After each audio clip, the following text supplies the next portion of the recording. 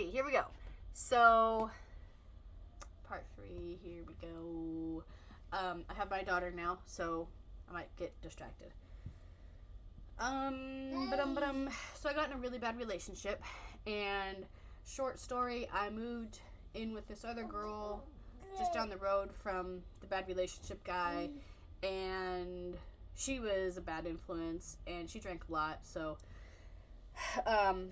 the bad relationship on top of that, and family things and all the stuff that was going on, I just started drinking like crazy, and I started to turn into quite the little alcoholic, and that did not stop for about 12 years, I think, till I got pregnant with my son, the oldest one.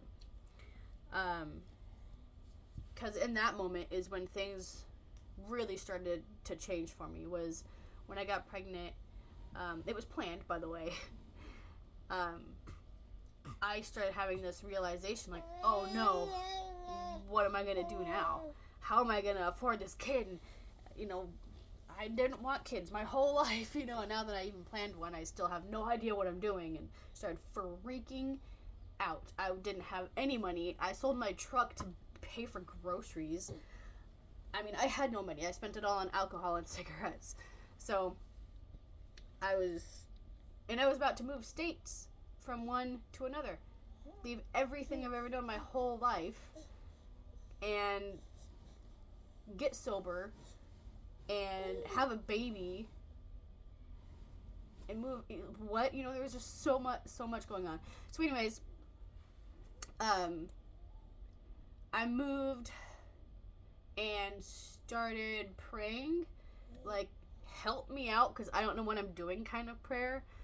And man, I started shifting. I started reading books, like Live from Sadie Robertson, I think. This one was the first book that helped me open my eyes more to truly living, outside of bars. So he introduced me to a few books. Endurance by Scott Kelly helped me think outside of the home life, the little town that I stayed in. The 2-bar and home radius was my life. So that helped too, even though it was about space and stuff. Anyways, I'm getting off topic here. I started praying, and I started changing internally. My thoughts, the way I was going about life, how I wanted to raise my kids. I was like, okay, I don't want to be the person that I am, because I don't want them to become me. I'm not happy with who I am. I'm a terrible person, right?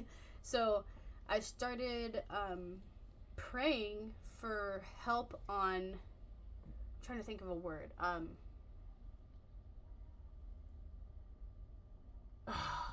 Nope, it's not there. But you get the point. And we'll call that stage 1 of the beginning of the real turn point, I guess, because then I kind of went downhill again after that.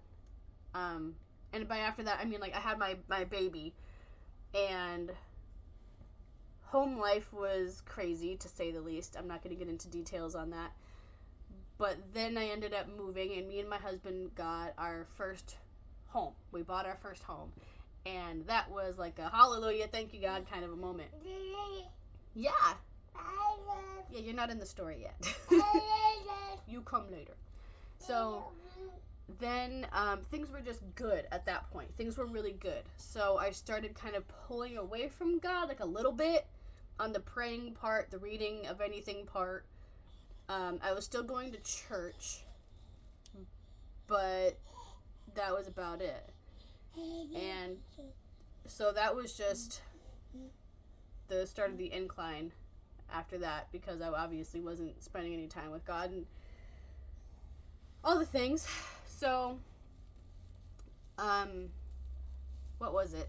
My house burned down, and it didn't burn down. My gosh, I had a house fire though, and I moved in with my in-laws for a year. That was fun.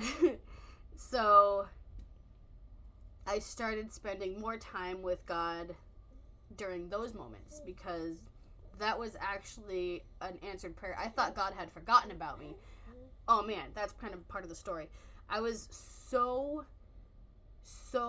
mad, like not at God, but I just felt lost in life, and I was sad, and I felt like he was ignoring me, you know. I was like, why is this happening? Because I was home alone, and my husband was working, and I'm a new mom, you know, and I don't know what the heck I'm doing. Ugh, life was insane. So, anyways, then the house burned, and it was like an answered prayer, but little did I know, you know, it was a... Hold on. Part 5 to come? What part are we on now?